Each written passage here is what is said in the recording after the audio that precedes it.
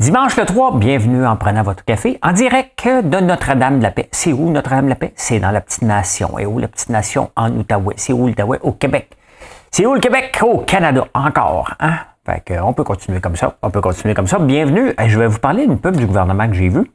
J'ai pogné une petite étiquette aussi, moi, vous parler de ça. Les petits réacteurs nucléaires. Je vais vous montrer l'univers de la négo. Ça ressemble à quoi? Le front commun qui négocie. Hein? Pourquoi qu'on est, on n'est pas sorti du bois? Les petites madames, là, rentrez donc à la maison pour faire plaisir à mon oncle François. Hein, mais c'est pas moi le François. La sécurité d'emploi, combien ça vaut? Parce qu'il y a un article qui est sorti cette semaine, on va parler de ça. Le Magnificent Seven, le résultat du Black Friday. Caroline, on a bien du stock. Et avez-vous déjà eu un sleep divorce? On a tout ça à parler aujourd'hui.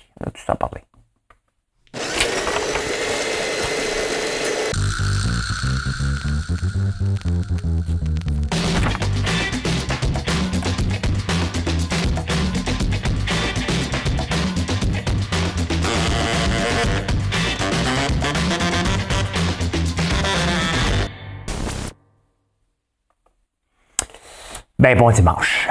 Avez-vous fait un like? Vous êtes-vous abonné? Les choses de base. Sur TikTok, ça monte en flèche. Sur YouTube, Facebook, ça monte en flèche. Sur YouTube, où je passe le plus de temps pour travailler la vidéo, ça monte au compte-gouttes. C'est pas grave, je vous aime pareil, vous êtes de plus en plus. Mais à 25 000 abonnés, je vous le dis, ne demande plus. Juste une fois par semaine. C'est un deal? C'est un deal. Eh bien, c'est parti. En ouvrant la presse, 70, 60%. Je vous dirais que depuis le début de la pandémie, une des premières pubs, c'est toujours le gouvernement du Québec. Hein? Et ça, c'est d'une subvention déguisée, bien entendu. Hein? Le gouvernement qui fait de la pub dans les journaux, c'est bien entendu pour supporter les journaux. Mais à quel point ça sert à quelque chose? Pourquoi ne pas le donner en direct, en hypocrite? Parce que là, je vois une pub de la langue, je vois 5-6 personnes nous expliquer que la langue, c'est en français, il faut travailler en français, puis ils sont venus ici pour apprendre le français puis travailler en français. Je veux bien, c'est correct. Mais une pub est là pour sensibiliser, OK? Et là pour nous influencer. Moi, je finis la pub, je dis, ben oui, mais je parle déjà français, c'est ce que je fasse. Que j'écrive plus, on continue à écrire pareil. On s'entend-tu que c'est de l'argent gaspillé? On s'est entendu là-dessus? OK, d'accord, on peut continuer maintenant. C'est une parenthèse. On parle d'éoliennes. Il y a eu de barrages, on doit doubler, tripler notre capacité électrique. Et la solution, on a peur, on n'a pas l'acceptabilité sociale, mais ça passe probablement par le nucléaire. Hein? La France n'a pas peur. La France avance avec des petits réacteurs nucléaires, ils sont en train de faire un paquet de tests. Tu sais, des fois, là, il faut aussi être de notre temps, être précurseur. On va faire la même chose, des barrages, peut-être des éoliennes. Les éoliennes, j'en parle souvent, puis je vais en parler régulièrement. Là. Ça devrait, là, d'être une ligne de haute tension, tu dois avoir un paquet d'éoliennes alentour qui se branchent dessus. Mais si la France et les autres pays reprennent l'aspect nucléaire, c'est plus des grosses affaires comme on a déjà vu, là, c'est tout petit. Pourquoi qu'on ne regarderait pas ça? Hein? Je pense, entre autres, au Grand Nord, qui n'ont pas d'électricité, puis c'est du diesel. Il me semble que c'est une belle place pour aller installer ça. Hein? De un, ça prend du froid, ça tombe bien, il y en a. Mais puis le risque est pas mal moins élevé que c'était avant. Si on était prêt à le faire dans les années 60, avec ce qui s'est passé dans les années 50, ben en 2023, avec la technologie qui a évolué, c'est parce que c'est de l'énergie renouvelable. Hein? C'est à l'infini, le nucléaire, et c'est ça qui est intéressant. Donc, aux îles de la Madeleine peut-être aussi. C'est des places plus compliquées pour avoir de l'électricité propre. Parce que les îles de la Madeleine n'ont pas d'électricité propre non plus. Là. Et pourtant, ils pourraient être entourés d'éoliennes aussi. Hein. Hey, l'abandon des pubs sur X, hein, il y en a un paquet. Là, c'est Walmart qui vient de décider de couper ses pubs sur X. Le problème quand les entreprises font ça, c'est qu'il y a des mordus hein, de X. Moi, j'aime bien X. Je ne débarquerai pas parce que le propriétaire est un Zoulou, là. M'en fous. OK? Est-ce que la plateforme, elle m'amène la business? Est-ce que ça me permet de m'exprimer dans des courts textes? La réponse est oui. Ça veut dire qu'il manque d'électricité, ça? Niaise-moi pas, mon tabarnak. batteries sont peut-être faibles. C'est plus ça, je pense. Ouf. Donc, il se fait boycotter. L'affaire, c'est qu'il n'y a pas d'alternative. Moi, j'essaie de garder maintenant chaque réseau sur ma page Facebook, bien entendu, c'est des produits maintenant. C'est moins d'opinions sur Facebook. Peut-être des textes entrepreneuriaux, mais si j'ai une opinion passée maintenant, étant donné qu'on peut écrire des longs textes sur X, je préfère le faire sur X. Comme ça, vous me suivez sur chacun des réseaux en conséquence. Si j'ai un message à passer entrepreneurial, je le passe sur LinkedIn. Ici, ben, c'est des nouvelles en général, hein? Puis un peu de YouTube Shorts. Donc, je choisis maintenant mes réseaux en conséquence du message que je veux passer. TikTok, c'est de l'amusement aussi. Hein? Donc, il n'y a pas d'alternative. De Threads, de Meta, ça n'a pas levé. Hein? Je ne veux même plus là. C'est plate à mourir. Donc, il reste que ça reste une belle place. Et dans un monde où on veut de la liberté d'expression, c'est sûr qu'il y en a trop. Hein? Puis, tous ceux qui ont donné leur opinion là, sur la guerre en Israël, là, se sont toutes fait ramasser. Hein? Il faut vivre là-bas presque pour le vivre et donner une opinion. Et moi, ça ne m'intéresse pas d'aller là parce qu'il y a des conseils. Je ne sais pas de quoi parler, donc je ne vous en parle jamais, ça vous bien marqué. Et c'est des sujets ben trop tendus pour se mouiller. Tous ceux qui se sont mouillés, il y a Susan Sarandon, je pense aussi, en tout cas, il y a une actrice qui vient de se faire ramasser aussi. Tu sais. À ne pas faire, à ne pas faire. Tu sais. Qu'on soit d'accord ou pas, moi, je suis contre la guerre, point final. Là, tu sais. Peu importe le mode, je suis contre la guerre. Hein? En parlant de guerre, il y en a un autre qui vont partir en guerre, c'est Harry et Meghan et le prince Charles. Non. Hein? Appelons-le comme il le faut. C'est un roi maintenant, le roi Charles. Le bon roi d'Agobert avait mis sa culotte à l'envers. Je sais qu'il voyage avec son bol de toilette. Par contre, le roi Charles, si vous ne le savez pas, c'est ça. Hein? Il dévisse, installe le sien, il s'assoit les faux founes avec ses bras repassés. Harry et Meghan, je ne comprends pas. Hein? Ils avaient déjà fait de la merde. Ils ont fait leur argent. Là, il y a un autre livre qui est sorti de leur biographe officiel ou non officiel. Et ils devraient s'en dissocier. Là, le roi Charles est en tabarnane, puis là, ils pensent les poursuivre. Tu sais, à un moment donné, c'est quoi ton but de juste créer de la merde? On le sait que tu n'es pas content. On le sait que tu es parti. On le sait, là, tu ne vis plus là. Donc, à un moment donné, il faut juste lâcher le morceau. Je me sens comme Bernard Drinville avec mon crayon des mains. Mes pads. Lâchez, à un moment donné, vous n'avez même plus de pitié, vous n'êtes même plus sympathique, vous êtes plate à mourir, tout simplement. Hein? On va au Québec, on s'en va au Québec.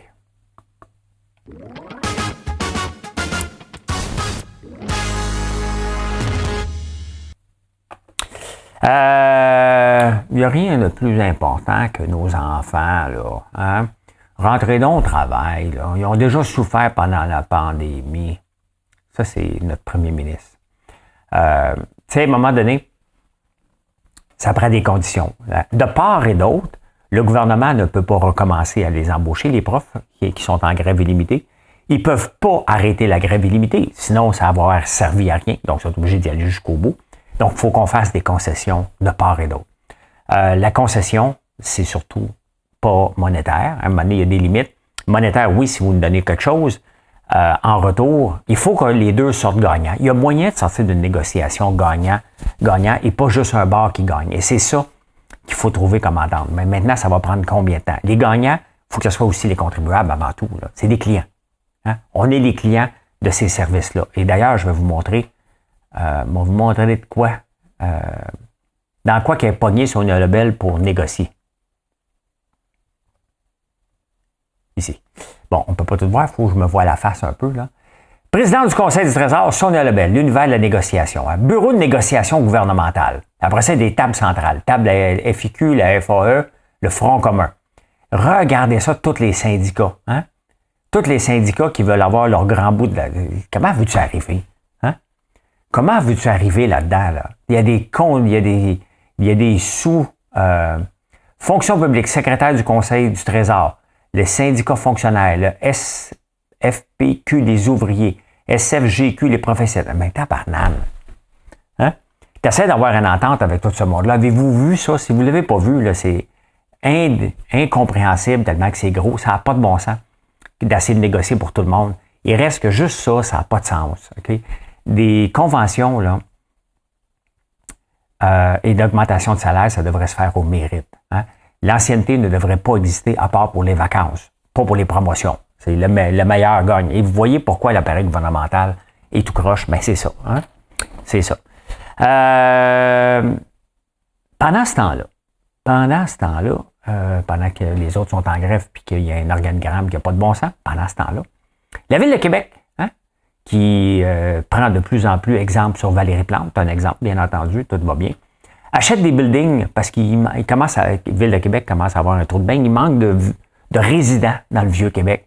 Fait que, étant donné que personne veut le faire, ils viennent d'acheter 2 buildings pour 8 millions. C'est quand même beaucoup d'argent, là. Hein? Beaucoup d'argent, il faut falloir qu'ils rénovent. Qu'est-ce que la Ville fait dans la location d'appartements? Qu'est-ce qu'elle fait là-dedans? Tu sais, à un moment donné, une ville, là, c'est pour nous donner des services, pas pour être gestionnaire de quelque chose. Hein? Ils le font très mal, d'ailleurs. Mais vous voyez, encore là, c'est de mettre la gauche au pouvoir, c'est exactement ce que ça donne. Ça donne justement ça. Ils vont se mêler des affaires parce qu'ils s'auto-octroient des droits. Hein? Des droits. Ils ont le droit de le faire, mais c'est pas à eux de le faire, c'est à l'entreprise privée. Qu'est-ce qui fait qu'il manque de building au centre-ville? Ben, c'est plus la question qu'il faut se poser. Pas aller le faire eux autres mêmes. Voyons donc, ça coûte bien plus cher que l'entreprise privée. Québec, là, vous êtes, tu sais, hein? On est mal pris à Montréal, mais sincèrement, vous n'êtes pas mieux. Hein? Vous n'êtes pas mieux, malheureusement. Tombez sur la tête.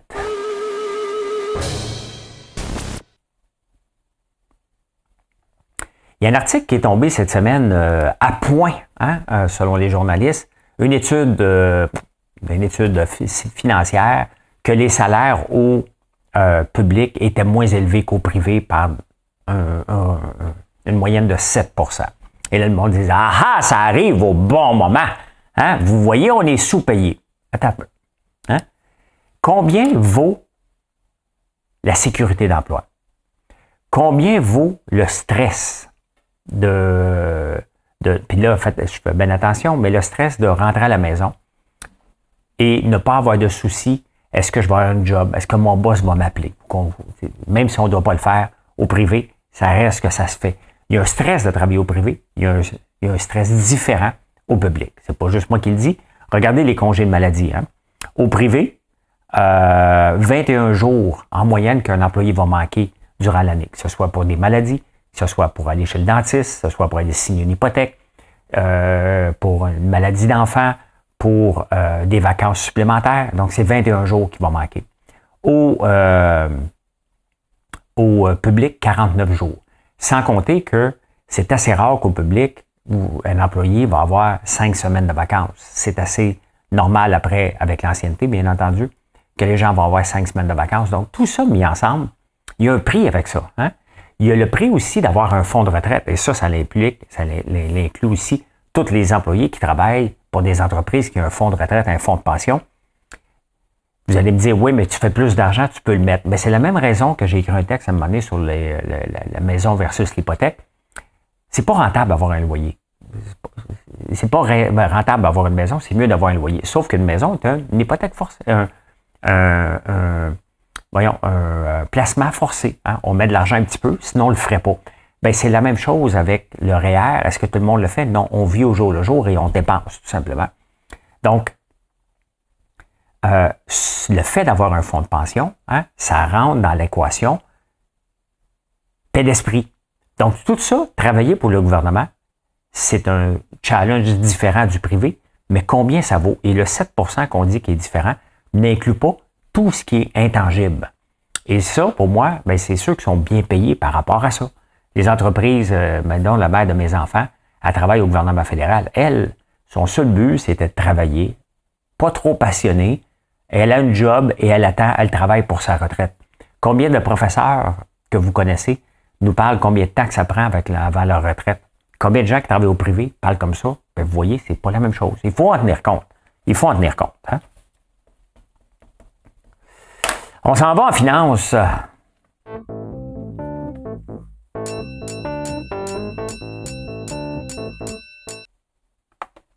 En finance, le danger de dépassement de la filière batterie. Ah oui, on a peur.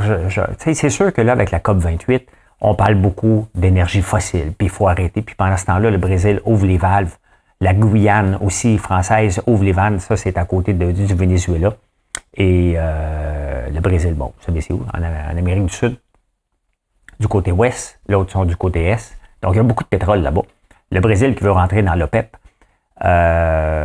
Donc, on a beau faire des efforts, on continue à pomper du gaz, hein, en maudit.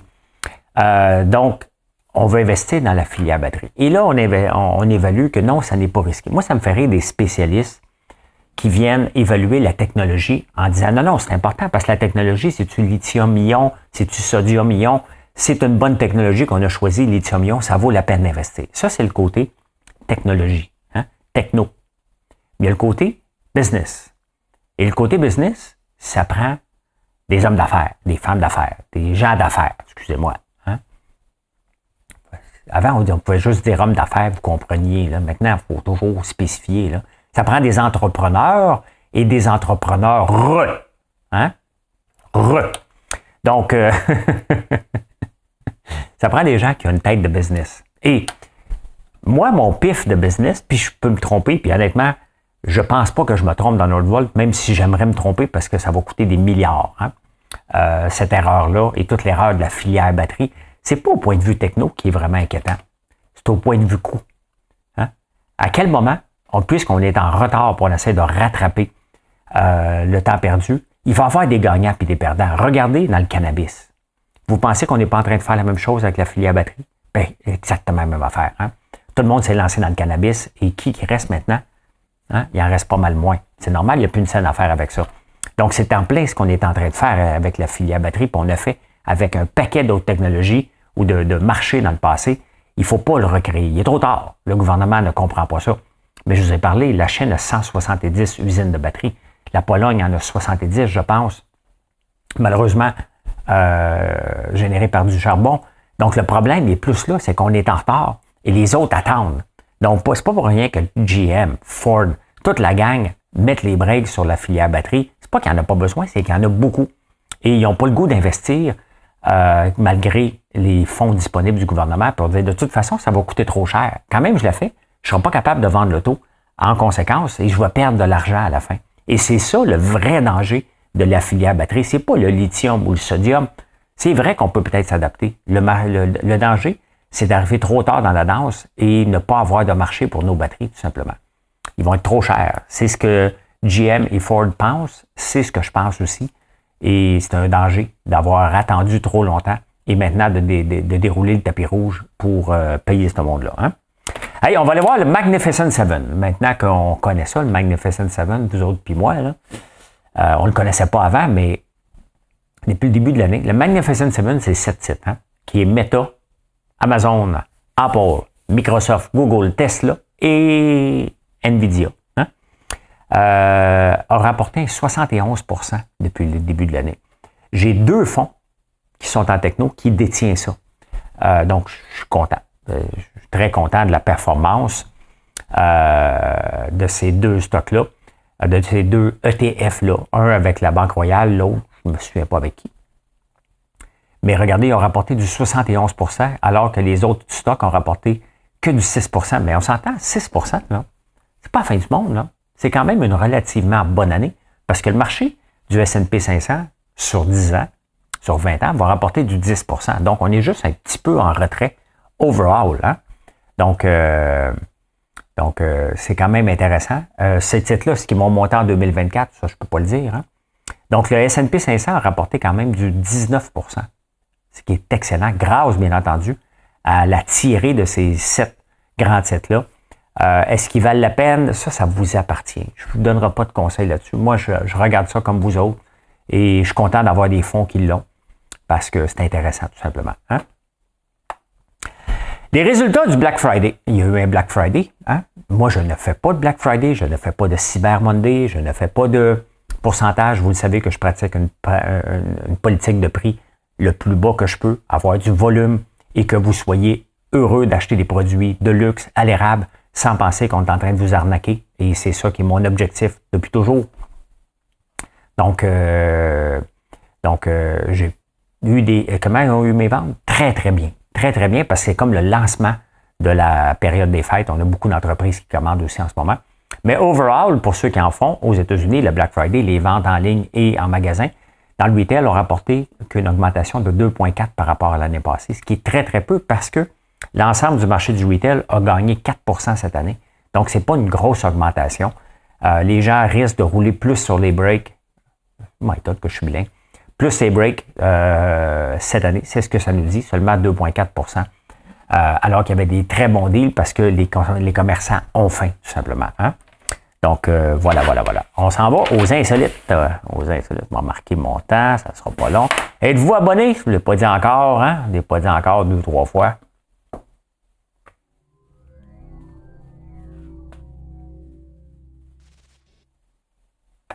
Il y a une étude qui a été demandée par un site de casino en ligne. Qu'est-ce qui arrive aux Canadiens? Je pense qu'il y a eu plus de 10 000 Canadiens qui ont été interviewés par rapport à ça.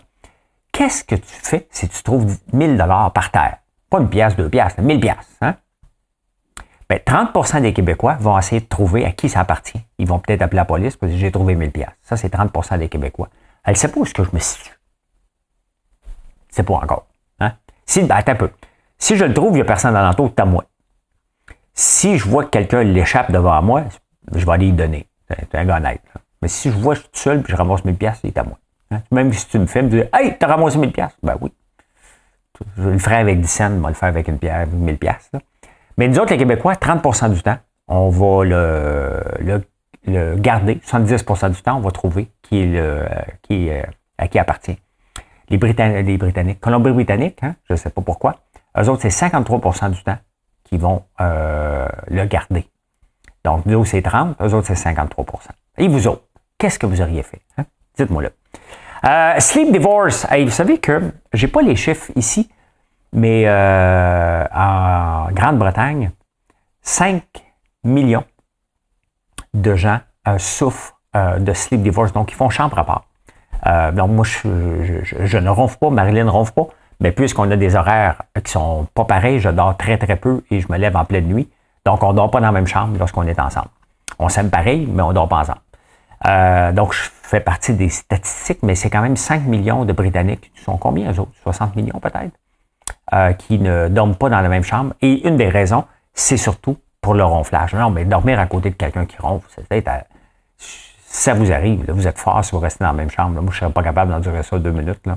J'ai jamais ronflé, ben oui, un peu, là, mais pas régulièrement. Hein? Hey, le Business Week, hey, ça, j'aimais ça lire ça. Hein? Le problème, c'est que le Business Week, il est rendu monthly maintenant. C'est un magazine d'affaires. Il n'est pas assez lieu pour le lire à chaque semaine. Ça coûte trop cher, ils vont le faire tous les mois. Donc voilà, hein? Si jamais ça vous intéresse. Il est où le Business Week? Oui, mais là, c'est la semaine, il faut qu'il sorte. Ben c'est ça, il n'est pas sorti encore. Hein?